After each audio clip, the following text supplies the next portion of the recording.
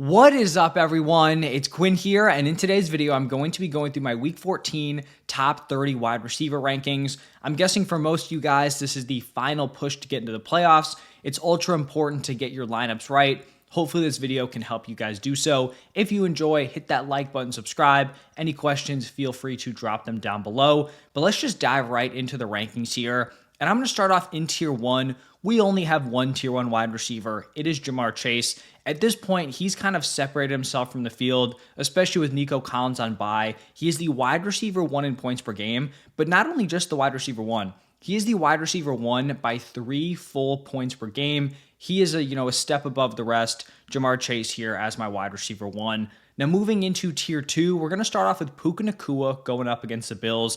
On paper, it's not a great matchup, but I'm still confident in both these Rams wide receivers.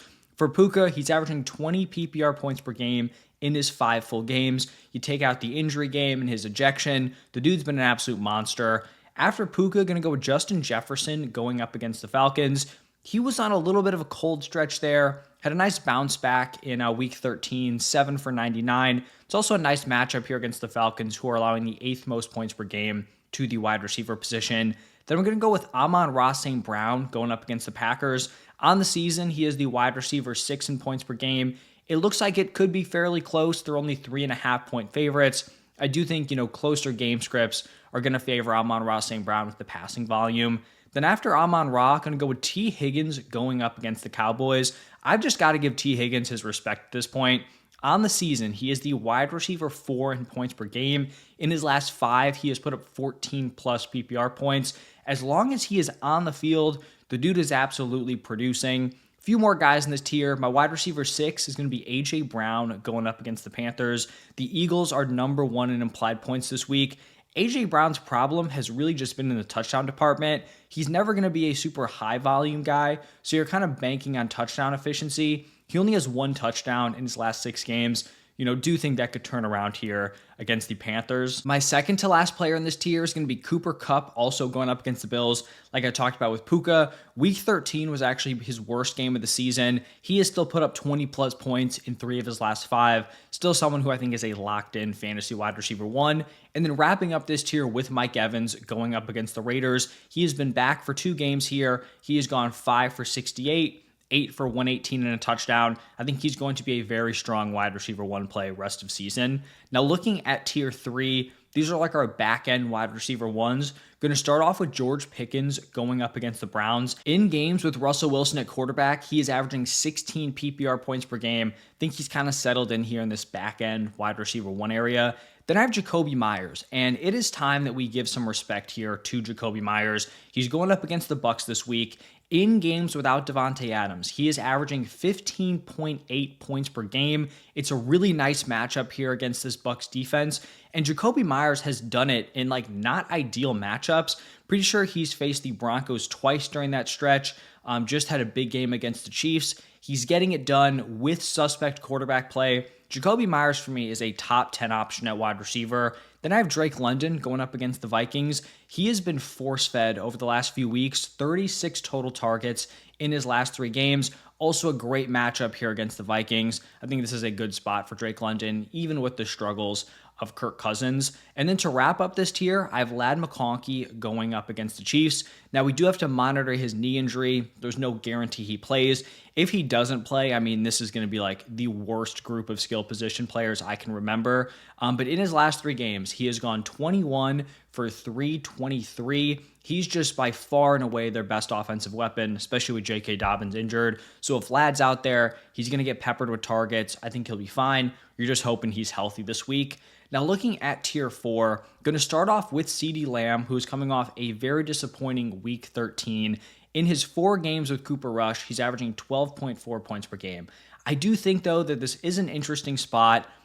The Bengals defense has struggled. I don't think the Cowboys are going to go up and put up a huge number against them, but I think they can at least be competent. CeeDee Lamb, he's getting peppered with targets.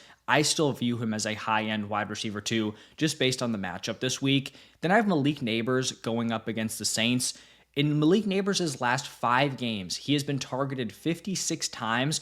The dude just cannot get into the end zone. He has 0 touchdowns during that stretch. He's put up 10 plus PPR points in each of his last 5. So the floor is there just based on the volume. At some point, he's going to have to get into the end zone. After Neighbors, we have this string of guys who played on Thanksgiving. It's Tyreek Hill going up against the Jets. He actually had his best game since week 1. The problem is this is just a really tough matchup here against the Jets. They're a bottom 3 in points per game allowed to the wide receiver position. So coming off the big game, but definitely a tough spot for him in week 14. Then I have Jerry Jeudy, who is coming off just a nuclear week 13, over 40 PPR points. And it's not like that was just like a one-off game out of nowhere. He has put up 12 plus points in his last 5 games. He's gone for 70 plus yards in all 5 of those. So he had been pretty consistent, just finally had like one of those just nuclear boom games here. He's going up against the Steelers, which is not a great matchup, but Jameis is going to go out there. He's going to sling it. He really has just been like a godsend to all these Browns weapons. You know, David Njoku's balling out. Elijah Moore's getting his. When Cedric Tillman was healthy, he was balling. So Jerry Jeudy for me, he's my wide receiver 16. Feel good about playing him this week. After Jeudy, going to go with JSN going up against the Cardinals. It kind of seems like JSN is stepping into the wide receiver 1 role here. He's gone for 70 or more yards in each of his last 4 games. He's put up 19 plus points in 3 of his last 4. And he's just like straight up outproducing DK Metcalf. Seems like they're making him more of a focal point, and he is definitely producing with those opportunities. A couple more guys in this tier. A wide receiver 18 is going to be DJ Moore going up against the 49ers. He's been balling out over his last 2. 7 for 106 and a touchdown, then 8 for 97 and a touchdown. Seems like this offense has started to figure some things out. Not overly scared of this Niners defense like I might have been heading into the season. And then the final guy in this tier, Calvin Ridley going up against his former team, the Jacksonville Jaguars. This is a really strong matchup for wide receivers. In his last 6 games, he's averaging 15.5 PPR points per game. I like him here as a nice mid-tier wide receiver too. Now moving into, I think, the largest tier here, tier 5, we're going to start off with Darnell Mooney going up against the Vikings. Did not have a good week 13. Also had the injury, I think, before their bye week. But this is a really, really strong matchup, like I talked about with Drake London. And before he did leave that week, I think it was 12 game, with his hamstring injury, he had put up 14 plus points in 3 straight weeks. So I still think he's a nice play, back end wide receiver too. I mentioned this guy's teammate a little bit earlier. It's DK Metcalf. On the season, he is the wide receiver 22 in points per game. And I kind of just think this is what DK Metcalf is. Every year he gets ranked higher than where he finished because people are expecting like this huge season. But you look back at his numbers this year and then the 3 before it, he's always settling into like this back end wide receiver 2 range. If that's what he's going to show us year after year, we're just going to have to accept it. So wide receiver 21 for DK Metcalf.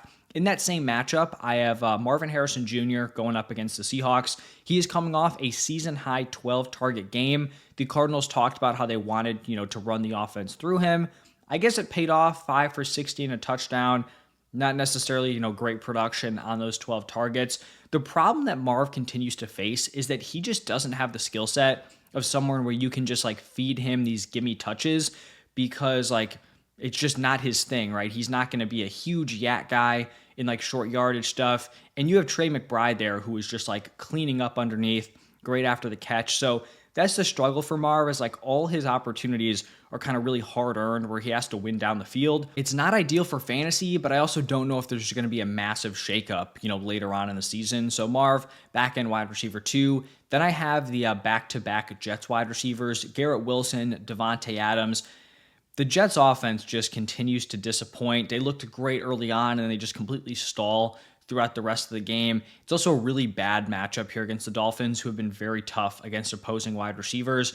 Garrett Wilson, early on with the Devontae Adams move, looked like he was going to be the top guy here. He now has 3 straight games under 10 PPR points. Devontae Adams has put up 13 plus in 3 of his last 4. I will say, like, Rodgers missed Garrett Wilson just wide open on a touchdown. If they connect, Wilson and Devontae Adams score the same number of points. So I think they're very similar. That's why I have them back-to-back here. After those two, going to go with Jaden Reed going up against the Lions. And Jaden Reed is just such an interesting player. His production is so unique because the routes aren't great. His targets aren't great on the season. He's averaging under 5 targets per game, but he's just so efficient and he has so much touchdown upside. Week 13, I believe he was only targeted 3 times, but catches 2 touchdowns. It's a decent matchup here against the Packers. They're underdogs. Could see some passing volume out of Jordan Love. So Jaden Reed, high-end wide receiver 3 for me. The floor is really not there, but he does have a pretty high ceiling. Then I'm going to go with Jawan Jennings going up against the Bears. Not a good matchup here against the Bears, but he's just kind of emerged here as the clear 49ers wide receiver 1. Debo's production has just been non-existent. Brandon Ayuk out for the season. Jawan Jennings has stepped up with CMC missing time, Jordan Mason missing time. It seems like, Jawan Jennings could be the number one weapon here. 49ers still trying to make that push to the playoffs. Jawan Jennings, he's my wide receiver 26. After Jennings, going to go with Devonta Smith going up against the Panthers. We'll see what his status is with his hamstring injury. Seemed like he was trying to push it to play in week 13. Didn't end up going. Would expect him to play in week 14. But even before the injury, the production had kind of faded off a little bit. Was super consistent early on in the season. The floor had kind of fallen off in recent weeks. So if he is healthy, wide receiver 3. I have Keenan Allen going up against the Niners here as my wide receiver 28. It kind of seemed like he was drawing dead a few weeks ago. Then he goes out back-to-back games, 9 for 86 and a touchdown, 5 for 73 and 2 touchdowns. Starting to figure some things out here with Caleb Williams. I like him here to close out tier 5. And then tier 6, we're just going to, get it started here with the 2 guys, wide receiver 29 and 30. We have J-Mo going up against the Packers. He has 7 targets in back-to-back weeks. I think if you're going to give Jameson Williams 7 targets, I'm willing to kind of bank on him having a big play, a touchdown, in those opportunities. The Lions are 3rd in their implied point total, so they're going to put up points. I think J-Mo's a fine mid-tier wide receiver 3. And then we have Brian Thomas Jr. That Trevor Lawrence injury was tough. I really thought with him coming back, I didn't really think he was going to be coming back. Just doesn't seem, worth it to risk him farther injuring himself on a team that's not, competitive. But they bring him back. He ends up getting knocked out. Obviously, awful to watch from a real-life perspective. And then also for Brian Thomas Jr. here, he has 3 games with Mac Jones playing, significant snaps. He has gone 2 for 12. 5 for 82, and then 4 for 76 and a touchdown. So back-to-back decent games. This is really just a bet on a wide receiver I'm really high on. I think Brian Thomas Jr. should be viewed as like the number 2 wide receiver moving forward from this class, obviously behind Malik Neighbors. And he's had back-to-back solid games with Mac. So like I said, you're just making the bet on the talent, and you're hoping Mac can give him something, at least give him enough volume. We saw 10 targets in week 13. That's cool with me. And then some honorable mentions here. These guys will be in the later in the week video when I go top 40. We have D-Hop, Waddle, Khalil Shakir, Jordan Addison, Cedric Tillman. We'll see what his status is with his concussion. But that is going to wrap it up for this one. If you guys enjoy, hit that like button, subscribe. Any questions, feel free to drop them down below. But thank you all for stopping by, and I will see you in the next one.